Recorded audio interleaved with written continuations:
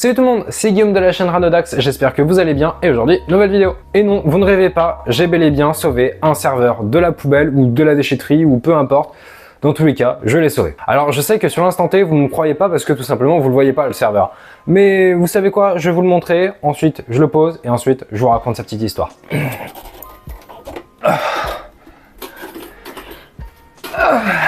Je pense que c'est une bonne preuve, je vais le poser parce qu'il fait quand même 25 kg. Sans défoncer mon tapis de souris de préférence.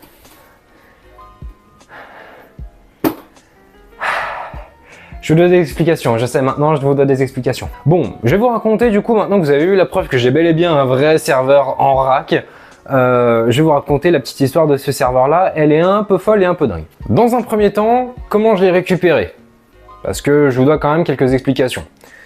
Ce serveur-là, je l'ai récupéré via le biais d'un ami ou d'un contact, on peut donner les deux termes, car son entreprise se séparait du serveur car il était dit trop vieux. Ils avaient déjà mis en place le nouveau serveur et l'autre était dans la baie depuis 3 mois et ne tournait pas.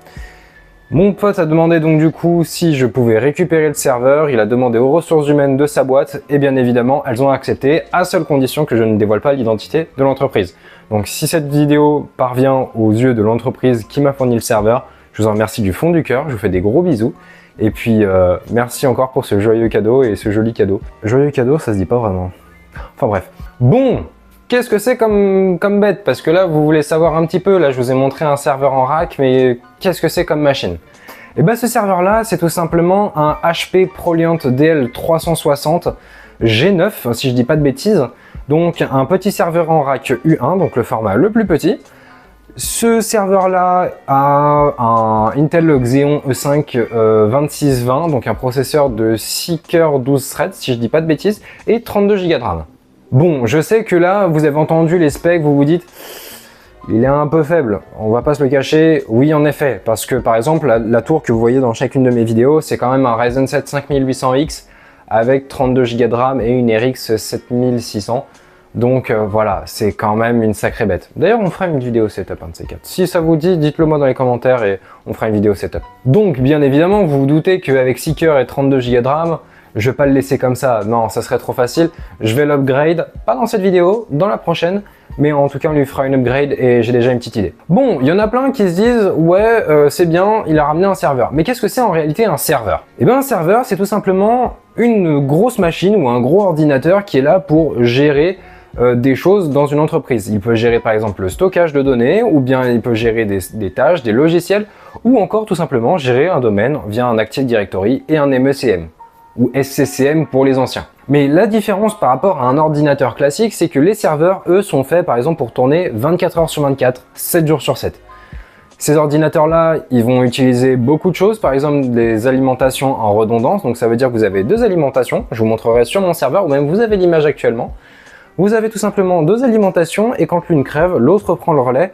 Comme ça, eh bien, le serveur peut tourner encore 24 heures sur 24. Et puis nous, on a juste à passer derrière la baie informatique. On tire l'alimentation HS, on met une nouvelle, on rebranche et ça repart. D'ailleurs, j'ai oublié de préciser, mais ce serveur contient 6 disques durs et je peux en mettre même 8. J'hésite à mettre les 8, mais pour le moment, je sais pas encore. Bon, ok, 130 € le disque dur et il y a 6 disques durs. Mais en réalité... Pourquoi 6 disques durs? Et bah tout simplement c'est pour utiliser la méthode du RAID. Je vous laisse du coup avec le Guillaume de la vidéo qui va vous expliquer le tout, donc préparez vos méninges, ça risque d'être un petit peu compliqué. Alors un RAID, qu'est-ce que c'est? Et bah tout simplement un RAID, vous avez l'abréviation qui est juste là, voilà, elle doit être par là dans le champ, ou par là, ou je sais pas. Vous avez l'abréviation. Maintenant, je vais vous expliquer ce que c'est. Et bah tout simplement, un RAID, en fait, c'est la copie de disque ou l'utilisation de plusieurs disques pour tout simplement garantir une durée de vie et une durée dans le temps des données. Je sais, ça paraît un peu flou encore pour le moment, mais je vais vous donner un exemple. Je vais vous donner l'exemple du RAID 1. Donc mes deux mains sont des disques. J'ai pas des disques en stock? Si, attendez, je vais regarder. Bon, je vais vous expliquer tout simplement le RAID 1, avec du coup ces deux disques durs que j'ai trouvés. Bon, je sais, c'est pas du tout les mêmes, mais on va dire que c'est exactement les mêmes, pour s'imaginer. Alors tout simplement, j'ai mes deux disques juste là. Ces deux disques durs là, ils vont avoir du coup un effet de redondance.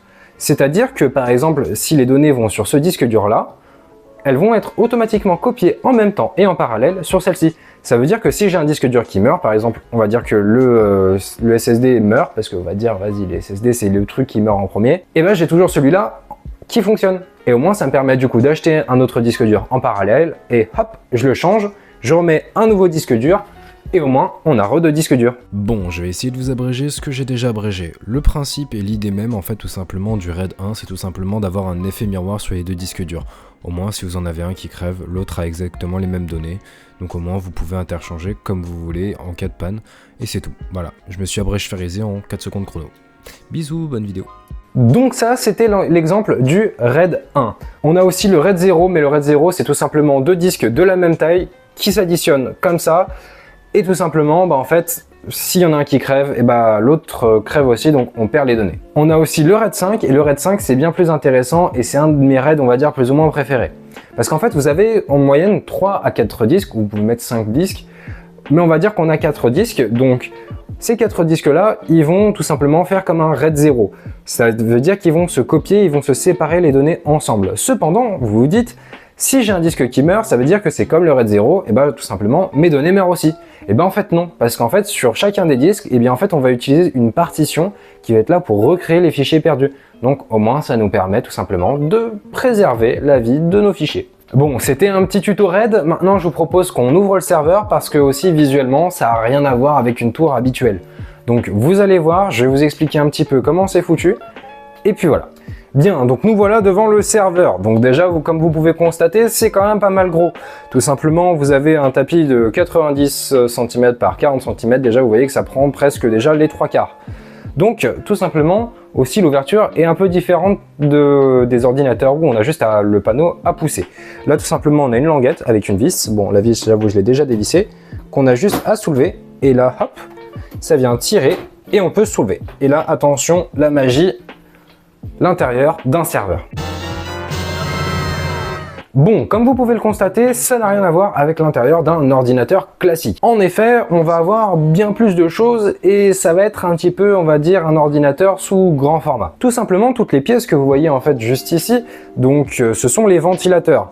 Donc, on a quand même 5 ventilateurs pour souffler sur un processeur et 2 barrettes de RAM. Vous inquiétez pas, je vais le remplir un moment, ça c'est sûr et certain.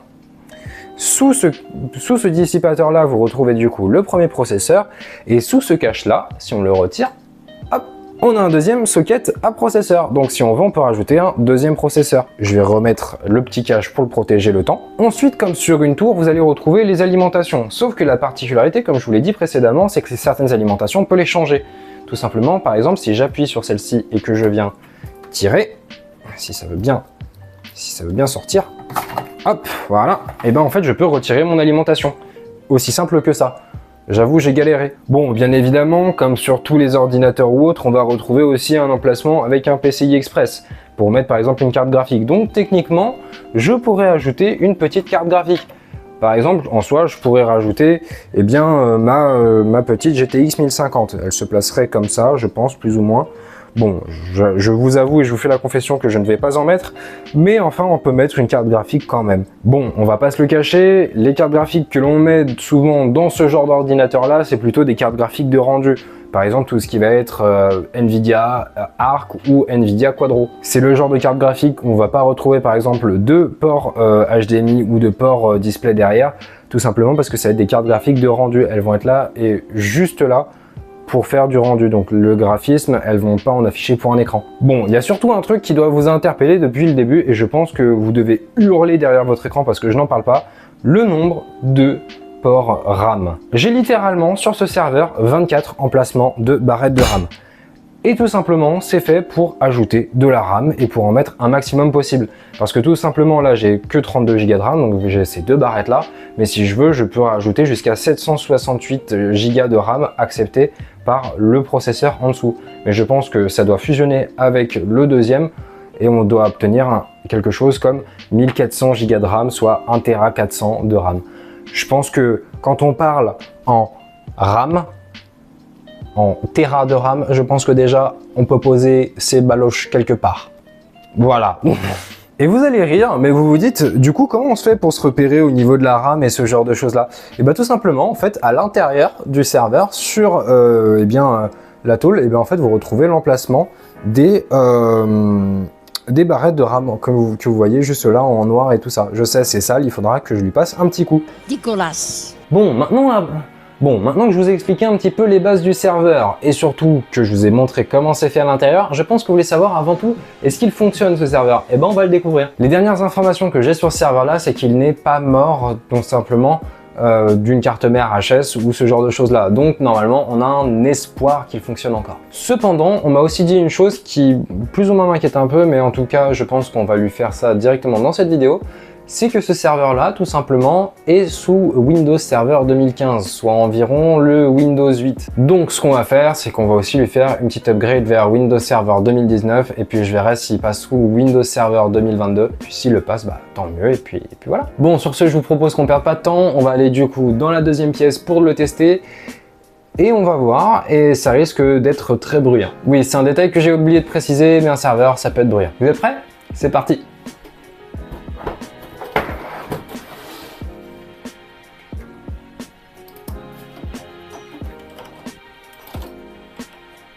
Bien, il est temps de voir si le serveur démarre. Donc déjà, comme vous avez vu, j'ai dû modifier le plan pour faire un plan plus large tellement la bête est grande. Démarrage du serveur. Épisode 1 sur le serveur. C'est parti. La réponse tout de suite. Alors, ça peut mettre du temps parfois à démarrer. Bon, là je me fais pas de soucis, il a démarré.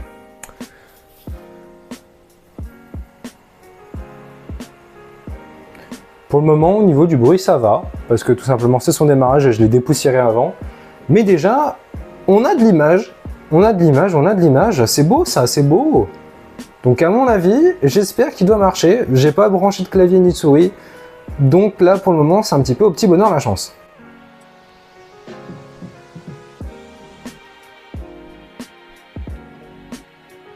Ah.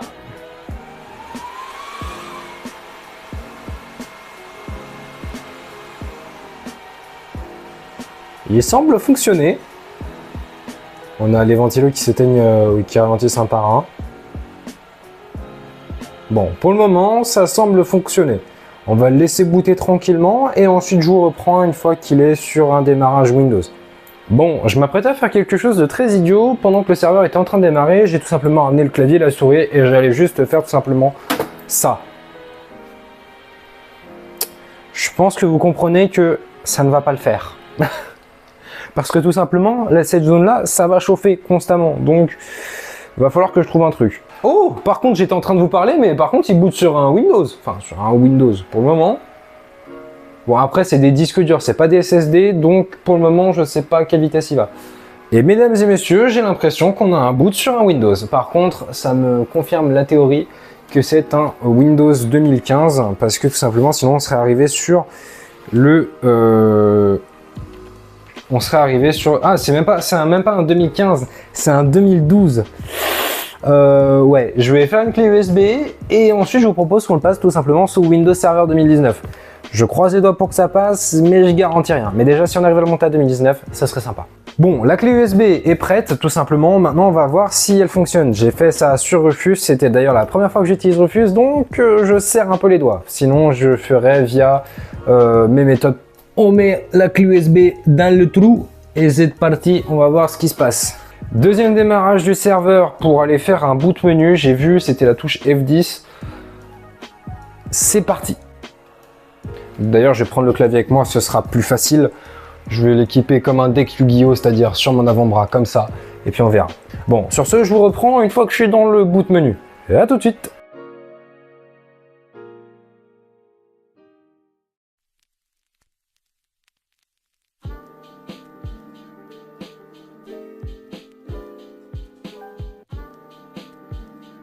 Bon, j'appuie sur le F11, on va voir si normalement ça le fait. J'espère que ça va le faire. Sinon, je ne sais pas comment je vais installer tout simplement Windows, hein, mais je trouverai bien une méthode. Donc le processeur, je vous confirme bien ça, c'est un 2620 V3, donc qu'on va changer, je pense, dans une des prochaines vidéos. Alors, boot menu. Qu'est-ce qu'on a là? On a Windows Boot Manager, assisted d'installation, générique USB boot. Et ben je pense qu'on va partir sur ça parce que c'est le seul truc qui me semble... Ah, Rear USB 2.0. Ça m'a l'air d'être plus ça. Allez, c'est parti. Bon, on va pas se cacher, l'installation de Windows va être lente. Donc ce que je vous propose, c'est tout simplement que je fais une petite coupure et je vous reprends quand je suis dans l'installation de Windows Server. On est dans l'installeur. Maintenant, on va voir ce qui se passe. Donc, on va faire suivant, installer maintenant. Donc, est-ce que je vais avoir le refus d'obtempérer du serveur qui va me dire non, non, tu n'installes pas? La réponse dans quelques instants. Bon, on arrive du coup à la sélection de l'OS. Donc, c'est bel et bien un Windows Server 2019 standard évaluation. Je verrai pour le passer en Windows standard. Enfin bref, je vous passe les détails. Donc, il y a un petit truc à prendre en compte, on va dire, sur les Windows Server. Tout simplement que, en fait, vous avez à chaque fois deux versions. Vous avez Windows Server Standard Évaluation et, par exemple, Windows Server Standard Expérience de bureau. Tout simplement, expérience de bureau, ça veut dire que vous allez avoir un bureau. C'est comme la graphique install sur les Linux, par exemple pour les Debian ou autres. C'est tout simplement pour avoir une interface graphique. Sinon, ça va être de la ligne de code sur un écran noir avec du fond blanc, enfin voilà, enfin tout simplement sur un écran noir avec des lettres blanches. Donc bien évidemment, j'ai envie d'avoir mes yeux, donc je vais utiliser l'expérience de bureau. Je sais que beaucoup pourraient gueuler pour l'instant en me disant que j'aurais très bien pu faire un ESX ou un Proxmox, mais je vous fais la confession que Proxmox et ESX, je suis seulement en train de les apprendre, donc malheureusement il n'y aura pas de Proxmox ou autre, peut-être plus tard dans si mon expérience s'accrue, mais pour le moment il n'y en aura pas. Donc j'accepte, voilà, personnaliser. Ah, par contre, on a beaucoup de partitions, donc là on a de la data à dégager.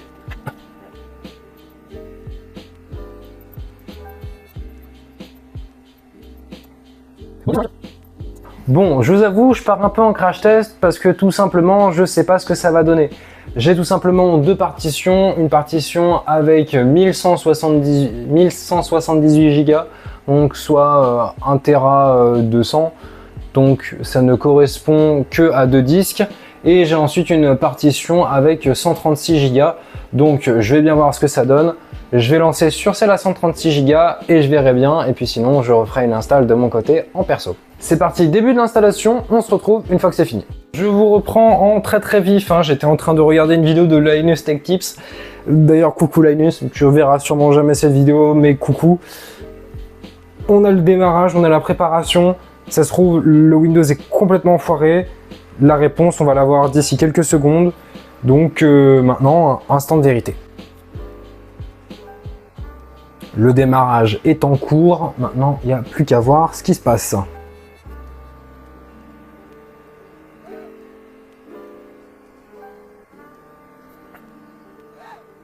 Bon, je vous fais une confession pendant qu'il démarre. Si le Windows n'est pas foiré, le premier truc que je vais faire, c'est mettre un Cinebench et mettre un OCCT. Ah, j'ai pas foiré mon Windows! J'ai pas foiré mon Windows, c'est bon ça! Bon, je vais mettre un mot de passe à la con. Enfin, du moins, je vais mettre dans le plan. Je vais mettre un mot de passe à la con, histoire qu'il soit bien sécurisé.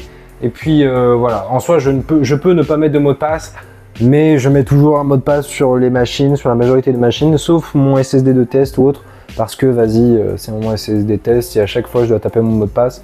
Voilà. Windows 2019 étoile. Au moins, on sait d'où ça vient. A few moments later. Merde, c'est quoi le mot de passe? Je viens de faire le mot de passe il y a 2 secondes, je me souviens déjà plus ce que c'est. Ah putain, je me déteste. 2 hours later. Bon, c'est bon, j'ai retrouvé le mot de passe. Alors, on a le démarrage. Eh, ça m'a l'air d'être un Windows réussi, j'ai l'impression. Et on a le gestionnaire de serveur qui se lance. Donc, messieurs, dames, c'est officiel. Bienvenue dans Windows Server 2019.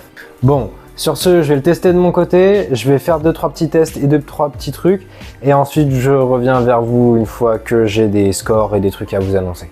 Bon, l'instant que vous attendez le plus maintenant, l'instant conclusion. Ouais, je sais, le plan est un peu différent d'habitude, mais j'avais envie de tester, j'avais surtout envie de tester mon nouveau micro. Enfin bref, on a assez parlé des plans et de ce genre de choses là, maintenant on va passer au point performance parce que c'est ça qui nous intéresse. Du coup, qu'est-ce qu'il a donné ce serveur? Et bah ce serveur là, franchement, il a été plutôt correct, mais on va voir 2-3 points, 2-3 petites choses que j'ai notées parce qu'il y a quand même des choses à dire. Dans un premier temps, on va parler de ses performances sur OCCT et dans un second temps, on parlera de ses performances sur Cinebench. Et je vous propose qu'on perde pas de temps, on attaque directement du coup avec OCCT. Donc sur OCCT, j'ai pu constater du coup ses performances au niveau de sa consommation électrique et aussi de sa consommation au niveau de température. C'est pas vraiment une consommation, mais voilà, c'est une performance. Donc il faut savoir et il faut noter que j'ai quand même avant tout fait aussi, on va dire, un petit point pâte thermique sur le processeur. Je lui ai mis une pâte thermique toute neuve, donc la Arctic MX6 que je mets à quasiment tous les ordinateurs. Donc avec la pâte thermique toute neuve et du coup un stress test à fond, le processeur a atteint 70 degrés. Après, il faut savoir que la pâte thermique est complètement neuve. À la longue, il doit taper en moyenne environ entre 80 degrés et 85 degrés. Donc c'est à voir aussi sur le long terme. Aussi, je vais revenir sur un point au niveau de la consommation électrique. Avec ma grande surprise, le serveur consomme littéralement moins que ma tour actuelle. Après, ok, c'est normal parce que tout simplement, je n'ai pas la même alimentation, je n'ai pas aussi les mêmes performances, donc c'est sûr que les performances et la consommation sera bien évidemment différentes. Pour vous donner un ordre d'idée, du coup, les alimentations sur le serveur sont des 500 watts et sur mon PC actuel, c'est une 750 watts. Donc on est quand même sur du matos qui est déjà différent. Ensuite, au niveau des processeurs, le processeur actuel, je crois qu'il consomme environ 85 watts, alors que le mien, par exemple, va consommer jusqu'à 145 watts, parce que c'est tout simplement un AMD Ryzen 5 5800X overclocké. Ensuite, bien évidemment, dans ma tour, j'ai une carte graphique, j'ai aussi 32 Go de RAM, donc il faut rajouter des frais supérieurs aussi, parce qu'il faut prendre en compte qu'il n'y a pas que un processeur et de la RAM. Donc maintenant, on a parlé un petit peu de ses performances en température et de sa consommation électrique, mais qu'est-ce qu'il a donné sur Cinebench? Et bah sur Cinebench, c'est un level qui est totalement différent, parce que tout simplement, j'ai constaté des trucs qui sont pas mal intéressants. Donc Cinebench, je l'ai mis bien évidemment en processeur, et j'ai fait deux tests à chaque fois, donc le premier test qui est en multithread et l'autre en single thread. Donc en multithread, le processeur a donné, roulement de tambour, 7867 points. Et en single thread, il a donné 1690 points. Bon, il faut quand même se rappeler que ce processeur là, c'est quand même un Seeker 12 thread, donc c'est pas les performances maximales. Je vais maintenant vous dire par rapport au nouveau processeur qu'on va lui mettre et ensuite je vous ferai une comparaison avec ma tour actuelle. Donc pour le moment, le processeur qui est prévu, sauf si je trouve un truc un peu plus puissant, c'est le Xeon E5 2690 V3. Donc ce processeur là, il va avoir des performances qui sont bien évidemment supérieures. On vient grosso modo doubler les performances du processeur précédent, donc le 2620, car là on passe à 12 cores 24 threads et aussi on va augmenter un petit peu la vitesse, on passe de 2,4 à 2,6. Et là du coup, selon les performances estimées, selon des médias et ce genre de choses là, et après des recherches, j'ai trouvé que du coup sur le Cinebench, donc dans la même version bien évidemment que l'autre, on va taper du coup 16306 de performance sur le multithread et 1927 en single thread, ce qui est quand même un peu mieux. Sauf que si vous avez retenu un point, on va du coup mettre deux processeurs. Donc ça veut dire qu'il va falloir faire un x2, donc on va obtenir des performances en moyenne vers 32 000, donc ce sera quand même plutôt correct. Bien évidemment, à voir dans le prochain épisode. Mais qu'est-ce que ça donne par rapport à mon ordinateur actuel? Bon, je sais que c'est un peu comparé l'incomparable parce que tout simplement, c'est pas du tout la même marque de processeur, la même année, la même fabrication, le même nanomètre, et ni les mêmes performances ni les mêmes fréquences. Donc mon processeur actuel, le 5800X, donc sous sa version overclockée, il a donné 28 402 points en multithread et 3557 en single thread. Donc pour vous dire, j'ai overclocké mon processeur que de manière minime, mais juste ce qu'il faut pour que ça reste quand même fiable et stable. Donc voilà les performances que mon processeur dégage. Je vais me répéter, c'est comparer un peu l'incomparable parce que là on a un processeur d'ordinateur de PC gamer avec un processeur de serveur. C'est pas du tout les mêmes charges, c'est pas du tout les mêmes fréquences, ni la même utilisation, donc c'est sûr que ce sera un peu plus différent. Enfin bon, quel est l'objectif de la prochaine vidéo? La prochaine vidéo sera une vidéo upgrade, donc qu'est-ce qu'on va améliorer et qu'est-ce que vous verrez du coup dans la prochaine vidéo? Du moins la prochaine vidéo sur ce serveur là. On fera une upgrade d'alimentation en mettant plus de watts, on va faire une upgrade de processeur, on va changer le processeur et mettre un deuxième processeur, et on fera aussi une upgrade de RAM, et on fera aussi bien évidemment quelques petites upgrades à la con, histoire d'optimiser le serveur. C'est la fin de cette vidéo YouTube, j'espère que vous l'avez appréciée, du coup n'hésitez pas à vous abonner et activer la cloche pour voir l'épisode 2 sur ce serveur là. Et aussi mettez-nous un petit commentaire si j'ai mis 2-3 petites erreurs ou j'ai fait 2-3 petites erreurs, je serais ravi de vous entendre. Sur ce, je vous fais des gros bisous et je vous dis à très bientôt. Ciao ciao.